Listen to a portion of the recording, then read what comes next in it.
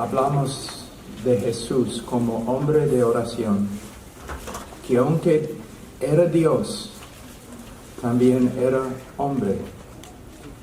Y Él venció a favor de su pueblo como hombre. Vivió sobre la tierra como hombre.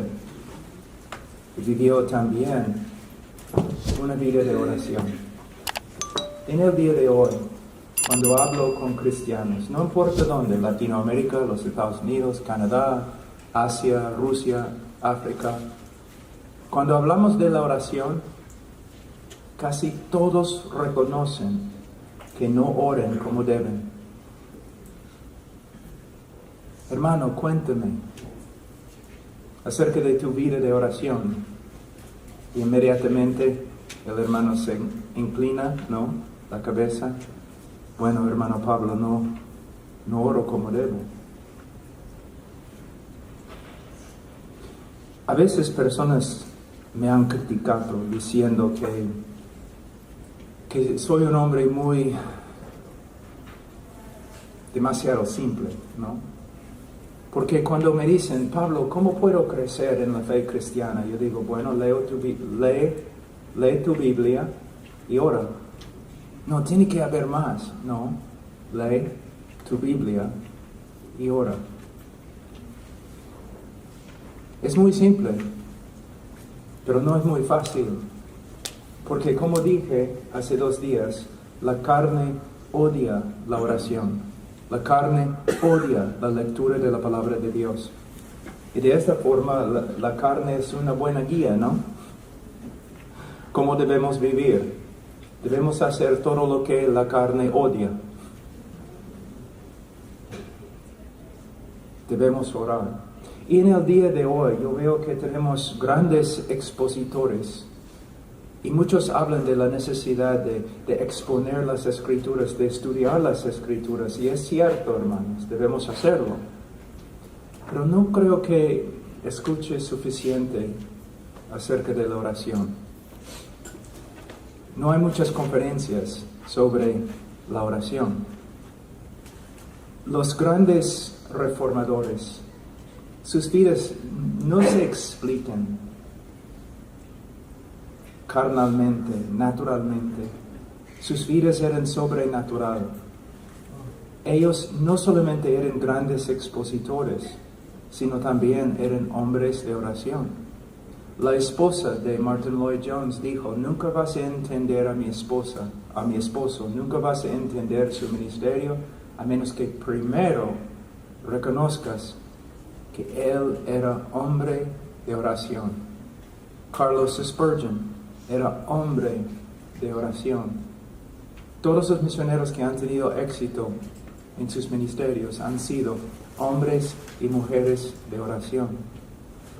Y lo que es muy interesante y me anima bastante es que aunque yo no sea inteligente o elocuente, yo puedo orar. Yo puedo hacer lo más importante. Hasta el gran predicador Carlos Spurgeon dijo que sería mejor tener 10 hombres que saben orar que 10 hombres que saben predicar.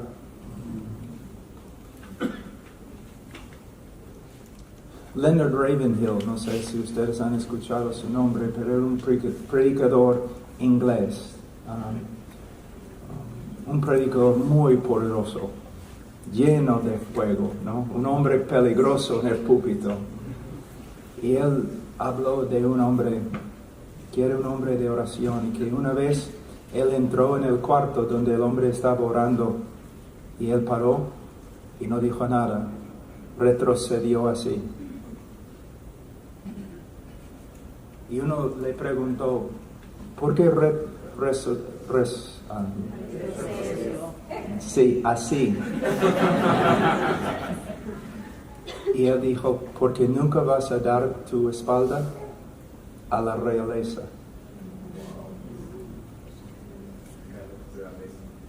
¿No? Hermanos, Yo nunca he sido un hombre, no, a veces yo predico con estos hombres afuera, ¿no? Y no puedo creerlo. No soy un hombre, no soy un gran académico.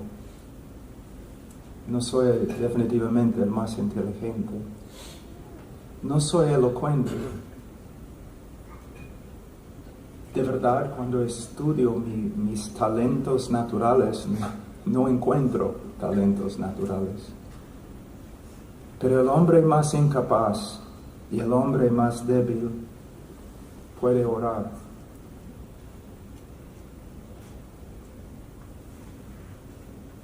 Puede orar. Y por medio de la oración, el Señor puede usar el hombre más pequeño, más incapaz, para hacer cosas grandes. Una vida de oración. Un hombre que sabe que no es muy inteligente y que no es muy poderoso, él se aferra a la palabra de Dios, que es la inteligencia de Dios. Se aferra a la oración, donde Dios puede hacer que aún el más débil sea fuerte. Nuestro problema no es que seamos demasiado débiles, sino es que no reconozcamos cuán débiles que somos. Porque aún los hombres muy dotados con dones naturales no pueden avanzar el reino de Dios, porque no es por la carne, es por el Espíritu. Y es lo que necesitamos, más dependencia de la palabra de Dios y del Espíritu Santo. Y podemos ver esto en la vida de nuestro Señor Jesucristo. Now, fíjense, se acercan al Señor y le piden, Señor, enséñanos a orar. ¿No es interesante? Jesús levantó los muertos. Jesús echó a los demonios. Jesús caminó sobre el agua. Pero los discípulos nunca se acercaron a Él pidiendo, Señor, enséñanos cómo levantar a los muertos. Señor, enséñanos cómo no caminar sobre el agua. Entonces, yo creo que la cosa más, ¿cómo puedo decir? La cosa más excepcional de nuestro Señor Jesucristo, más que su poder de levantar los muertos, la cosa más excepcional en la vida de nuestro Señor Jesucristo era su vida de oración. Que cuando los discípulos miraban a Jesús orando, ellos pensaban, nunca en mi vida he escuchado a un hombre orar así. Les voy a decir algo, yo no puedo tolerarlo. Cuando yo veo lo que voy a describir, yo puedo ver inmediatamente que el hombre, aunque sea gran predicador, no conoce bien a Dios, ¿no? Cuando un hombre entra en el púlpito, dice, hermanos, bienvenidos a la iglesia, hoy día vamos a divertirnos en el Señor, vamos a adorar, vamos a escuchar una prédica y ahora vamos a orar, Señor Dios. ¿Qué? ¿Tú vas a acercarte al trono de Dios así? Tú no conoces a Dios. No conoces, lo siento. Tú no sabes lo que estás haciendo. Está bien estar muy feliz en el púlpito. Hermanos, bienvenidos. Hoy día vamos a gozarnos en el Señor. Ahora vamos a orar.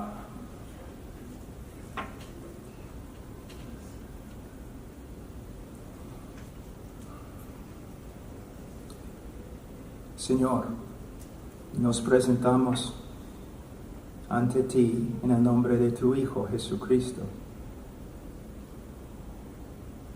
¿Pueden ver la diferencia? No es una actuación. Si conoces a Dios como se revela en las Escrituras, no vas a entrar como un tonto en su presencia. como si estuvieras hablando conmigo o con otro hombre. ¿Me entienden?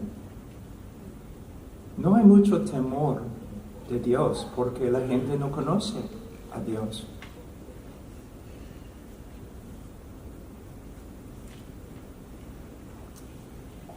Señor, enséñanos a orar. Y Él nos va a enseñar a orar, pero uno puede enseñarte cómo orar, pero si no conoces a Dios no vale. Y tú dices, sí, pastor, pero yo soy cristiano. Puedes ser cristiano y a la vez ser muy inmaduro en tu conocimiento de Dios. ¿Me entienden, hermanos? Vamos un ratito a Salmos.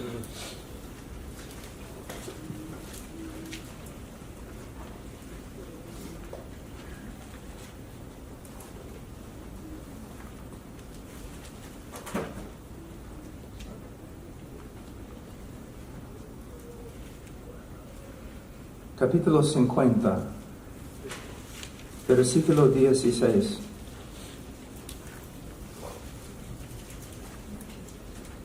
Pero al impío Dios le dice, ¿qué derecho tienes tú de hablar de mis estatutos y de tomar mi pacto en tus labios? Pues tú aborreces la disciplina y a tus espaldas echas mis palabras. Cuando ves a un ladrón te complaces con él y con adúlteros te asocias.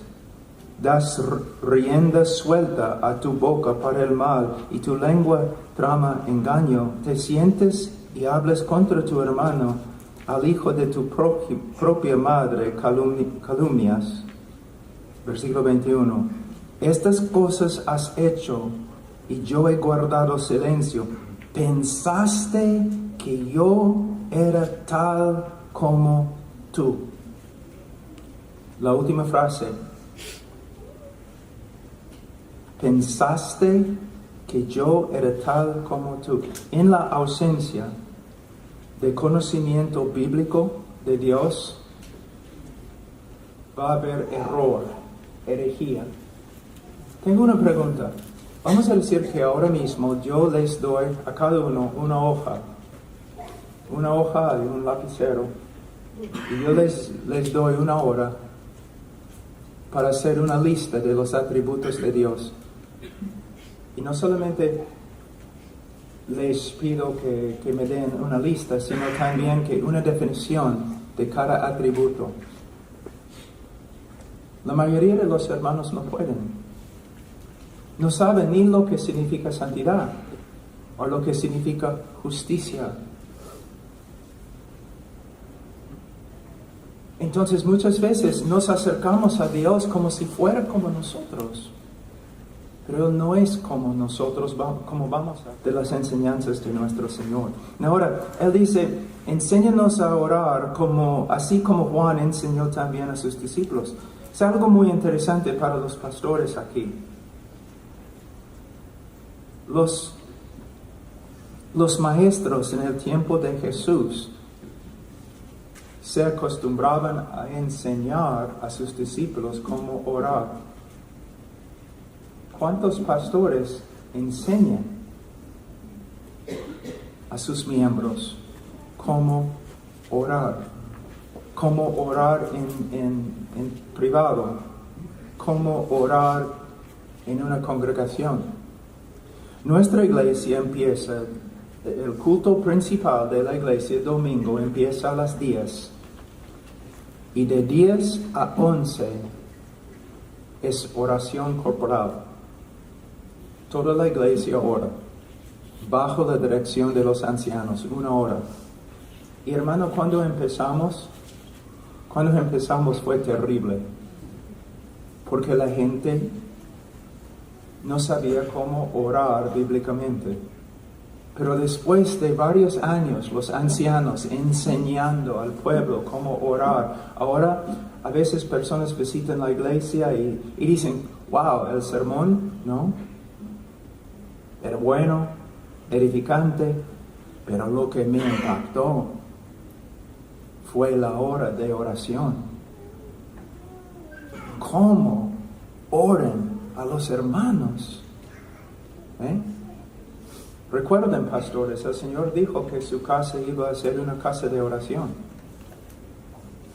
Y nuestros pastores tomen sus palabras en serio. Miércoles en la noche, muchas veces tenemos lo que se llama asambleas solemnes. Y la iglesia puede orar 1 hora, 2 horas, 3 horas. Pero orando bíblicamente. ¿Por qué? Porque los pastores han invertido años enseñando a la congregación cómo orar bíblicamente. ¿Es posible predicar de una manera no bíblica? ¿Sí? ¿Hace daño cuando una persona lo hace? ¿Sí? ¿Es posible orar de una manera no bíblica? ¿Hace daño? Sí. La reforma no se basa en simplemente una doctrina de gracia soberana. La reforma se basa en la doctrina de sola escritura y que tenemos que confirmar cada aspecto de nuestra vida, nuestro pensamiento, cada aspecto de nuestro ministerio, nuestra iglesia, a lo que está escrito. Entonces, si vamos a orar como una congregación, tenemos que aprender cómo orar bíblicamente.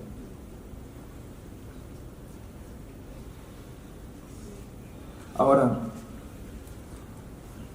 cuando piden al Señor, enséñanos a orar, Él responde con lo que se llama en el día de hoy Padre Nuestro, especialmente en la Iglesia Católica. Es mejor referirnos a esta oración como la oración modelo. Aquí, mira lo que está pasando. De nuevo, discúlpenme mi español, estoy muy cansado. Pero ojalá que voy a poder comunicar lo que quiero decir.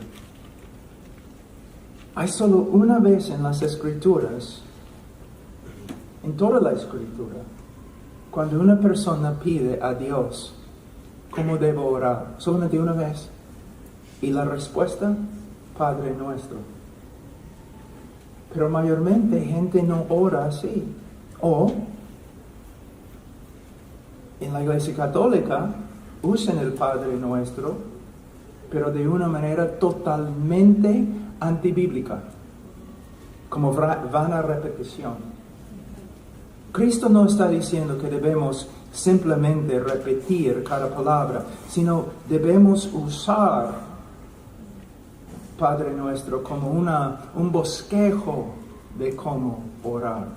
Ahora tenemos Padre Nuestro aquí en capítulo 11, pero vamos a Mateo, donde vemos la versión más completa.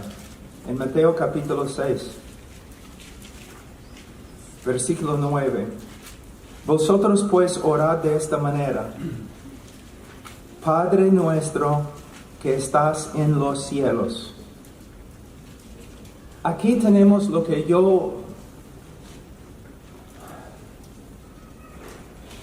Aquí tenemos una psicología perfecta con respecto a cómo debemos acercarnos a Dios. Tenemos un ejemplo de la actitud perfecta que debemos tener cuando nos acercamos a Dios.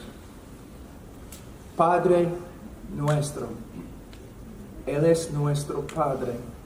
Podemos acercarnos a Él sin temor, que está en los cielos. Nuestro Padre es el Rey de gloria y debemos acercarnos con reverencia. ¿Cuántos de ustedes han escuchado enseñanzas sobre Abba Padre? ¿No? Y el predicador dice, Abba Padre, ¿no? Papito. No es lo que significa. No significa papito. Y no debes enseñar así. Ustedes han escuchado esta enseñanza. Papito. No significa papito. No comunica la reverencia que se encuentra en la palabra Abba. Les voy a dar un ejemplo. En África, en algunos lugares en África, El padre, si es un padre bueno, los niños aman a sus padres, pero cuando se acercan a sus padres, ellos lo hacen con reverencia. No vemos esto en el día de hoy, en el oeste, ¿no? Yo he visto hasta hijos diciendo, papá, sí, hijo, quiero hablar contigo, papá. Hay una reverencia. La palabra Abba, Padre, significa sí, cariño, pero no cariño a la ligera o cariño sin reverencia. No podemos enfatizar demasiado el cariño. No podemos enfatizar demasiado la reverencia, los dos juntos. Pero en inglés y también en español, cuando uno dice papito, no, porque no lleva la reverencia que una relación con Dios demanda. ¿Me entienden, hermanos? Entonces ten bastante cuidado. Él es nuestro Padre. Nuestro Padre es el Señor de gloria. Es un privilegio, nos acercamos a Él, Padre, sin temor de condenación, pero a la vez, Padre, Rey, Señor. Y cuando hablamos con Él, yo hablo con el Señor acerca de tantas cosas. La lluvia, el bosque. Esta mañana, Señor, el café es muy bueno.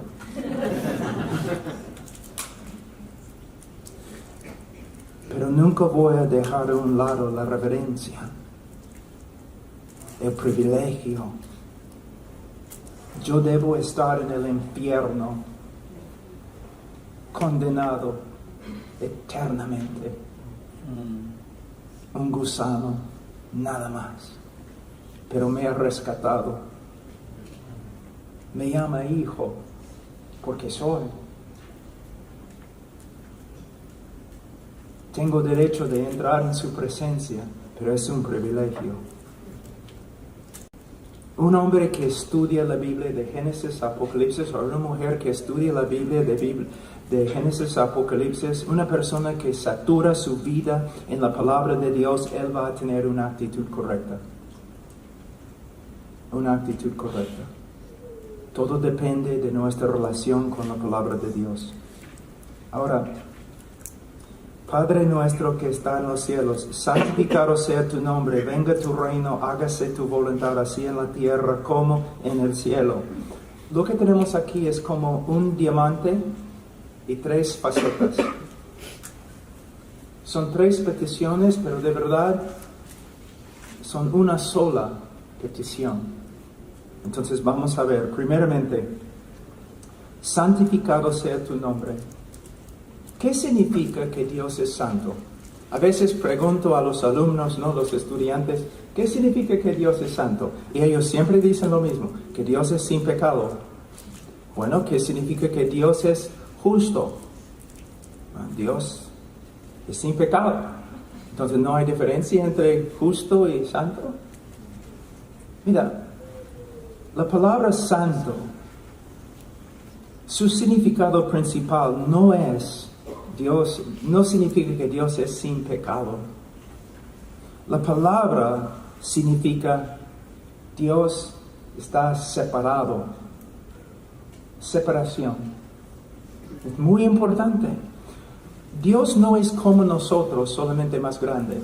Dios no es como nosotros. Dios no se encuentra en la misma categoría con nosotros. Dios pertenece a una categoría encima de todas las demás categorías. Por eso, si escuchamos algo que era una frase muy popular en Inglaterra, ¿no? Antes, Dios y Rey, ¿no? Hablando de Dios y el Rey de Inglaterra. No, es blasfemia. Nunca vamos a decir Dios y otra persona, a menos que digamos Dios el Padre y Dios el Hijo y Dios el Espíritu Santo. No es Dios y Rey terrenal o Dios y patria. No, porque Dios pertenece a otra categoría. Y no hay nadie más en la misma categoría.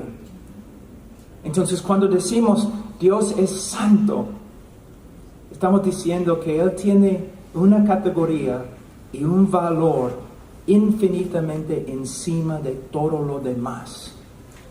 Y secundariamente, por supuesto, sin pecado. Pero sin pecado simplemente porque Él está separado. Porque el significado principal, Dios está separado de todo.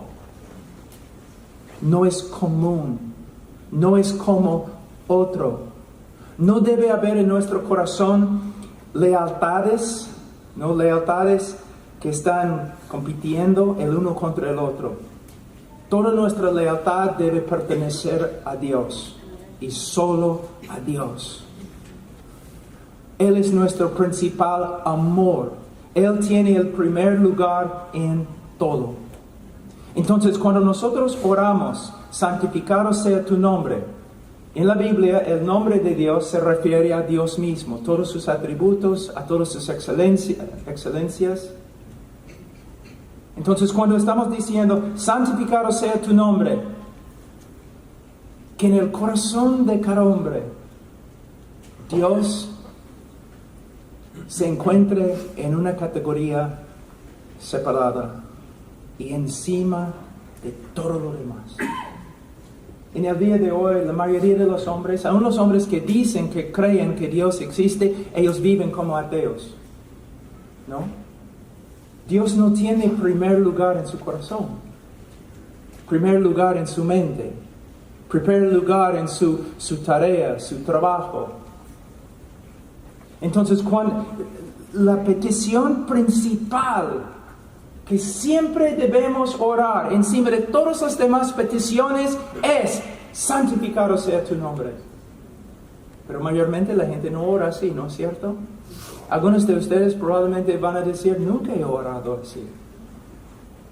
Aquí podemos ver la pasión del corazón de Cristo.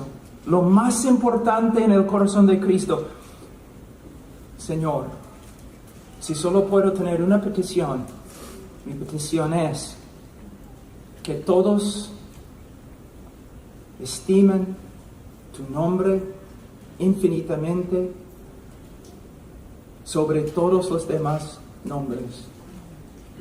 Que en el corazón de cada hombre tú seas principal, supremo, encima.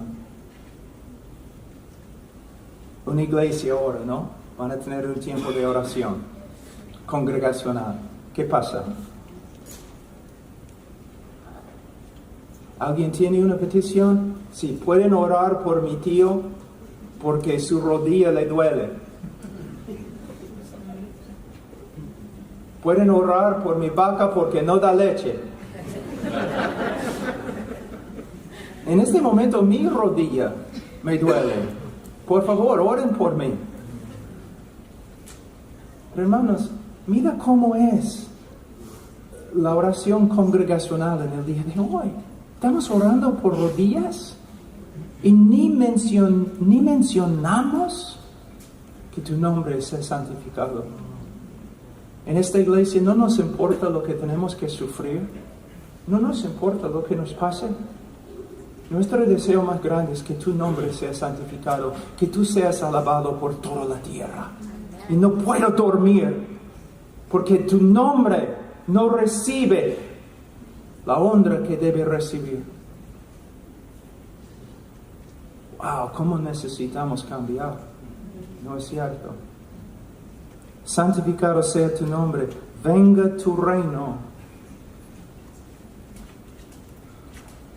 Que el reino de Cristo extienda por toda la iglesia, por toda la patria, por todos los negocios, por todo el gobierno, por toda la economía El Señor, mira, el Señor no es... Al Señor todo pertenece. Abraham Kuyper, el gran teólogo Abraham Kuyper dijo, cuando Cristo regresa, ¿sabe lo que va a hacer? Él va a extender su mano sobre la tierra y va a decir, mío, mío, mío, mío, mío. Y lo que estamos pidiendo aquí es que todo el mundo y todas las cosas que hay en el mundo y que todas las instituciones en el mundo, que todo se someta a Cristo. Pero mira, una persona que ora, Señor, santificado sea tu nombre en la tierra, también tiene que decir, Señor, santificado sea tu nombre en mí. Y yo voy a estudiar las Escrituras y yo voy a orar para que mi petición se realice. No solamente estamos orando por la gente por allí, o por el mundo, o por la iglesia, estamos orando por nosotros. Y de hecho, estamos haciendo un compromiso. Que tu nombre sea santificado. Y yo mismo voy a trabajar, voy a luchar para que tu nombre sea santificado en mí. Y quiero ser también un instrumento para que tu nombre sea santificado en el mundo. El trabajo de la iglesia es trabajar para que el nombre de Dios sea alabado en todo el mundo y para que su reino soberano extienda sobre todo. Sobre todo. Eso no significa que a la fuerza, usando fuerza militar, que vamos a tratar de tumbar el gobierno. No es lo que significa. Lo que significa es que nosotros vamos a predicar el Evangelio en el poder del Espíritu Santo para que hombres se conviertan y todo el país cambie. Por medio del Evangelio. Por medio del Evangelio. Hágase tu voluntad. Venga tu reino, hágase tu voluntad.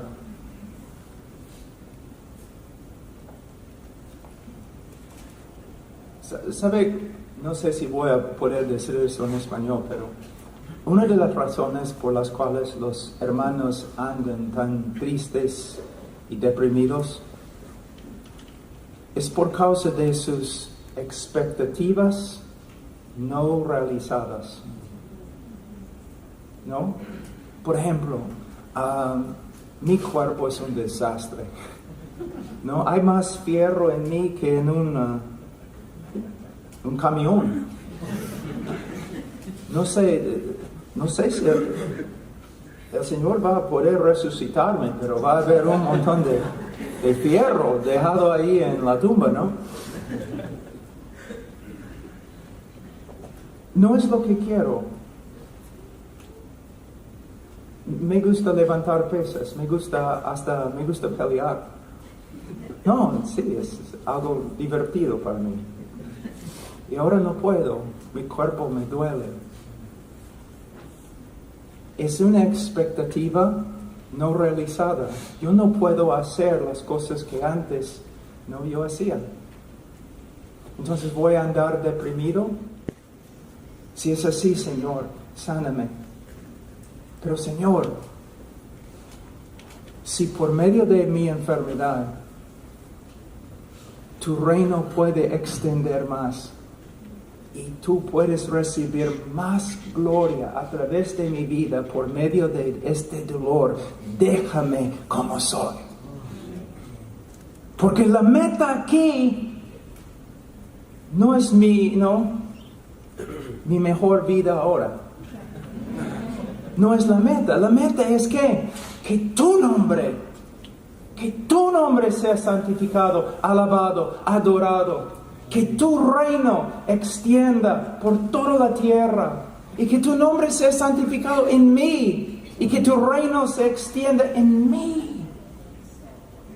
Cambia nuestra manera de orar. Señor, si tu nombre puede ser santificado y tu reino puede extender por medio de bendecir mi negocio para que yo llegue a ser un hombre rico, hazlo, Señor. Pero a la vez, Señor, si por medio de mi pobreza tu nombre sea santificado más y tu reino venga más, entonces déjame como soy. Porque la meta, yo no soy la meta. Mi mejor vida ahora no es la meta. La meta es el reino de Dios. Entonces, mira, la sabiduría de Dios. Después de versículo 10, después de aprender cómo orar de una manera teocéntrica, versículo 11, danos hoy el pan nuestro de cada día. Hermano, no puedes separar versículo 11 de versículo 9 y 10. ¿Por qué estoy pidiendo pan? Para que yo pueda trabajar en la santificación del nombre de Dios, en la venida de su reino, en el hacer de su voluntad.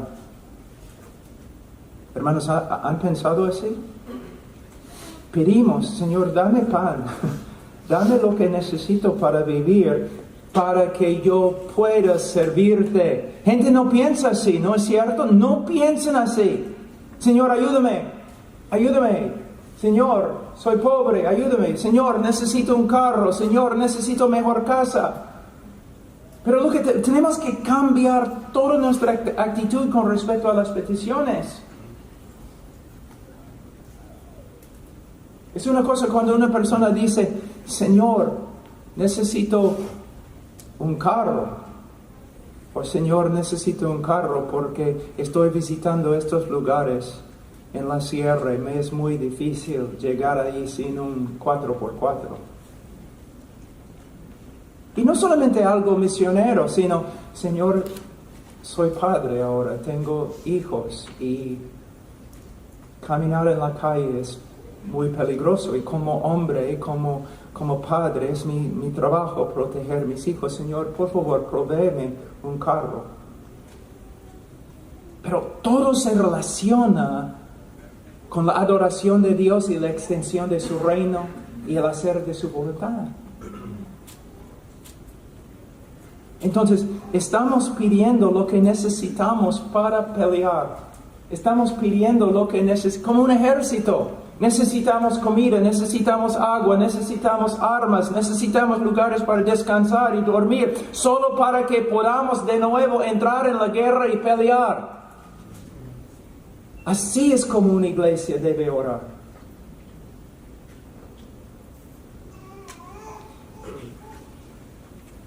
Una historia un poco divertida, no sé.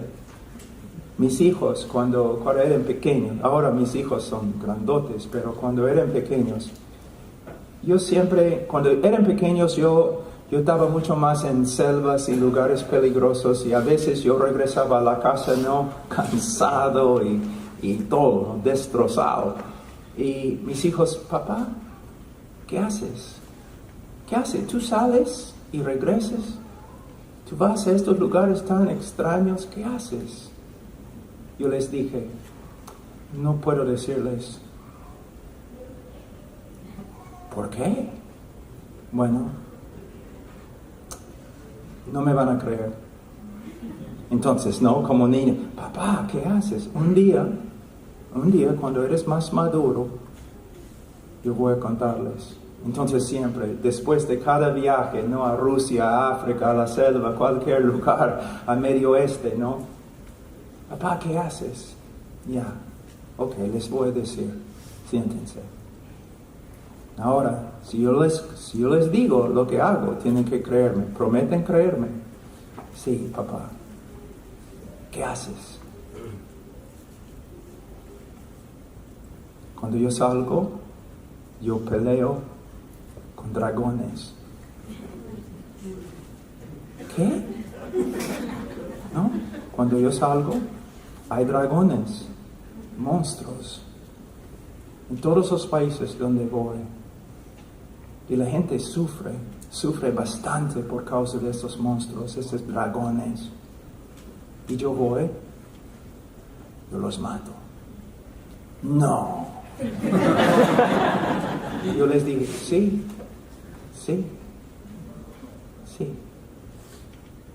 Hermanos, en Perú decimos a veces, yo escuché, ¿no?, de los drogadictos, no sé si todos los peruanos dicen eso, pero dicen, tú vives porque el aire es gratis. Es la única razón por la cual vives, no tienes propósito, ¿no? Tú vives porque el aire es gratis. Y mucha gente vive así. Pero si eres un cristiano bíblico, tu vida es otra cosa. Es una historia. ¡Wow! Una ama de casa. Es una ama de casa. Pero tiene un don extraordinario de orar. En la tarde, en las mañanas, en las noches. Ella se convierte, ¿no?, de una ama de casa a una guerrera contra dragones, peleando para la liberación de personas. Un hombre trabaja como carpintero todos los días, ¿no? Trabajo difícil, pero no es carpintero. Él está ahí, sí, para ganar dinero para su familia, pero también para extender el evangelio. Él está peleando contra dragones.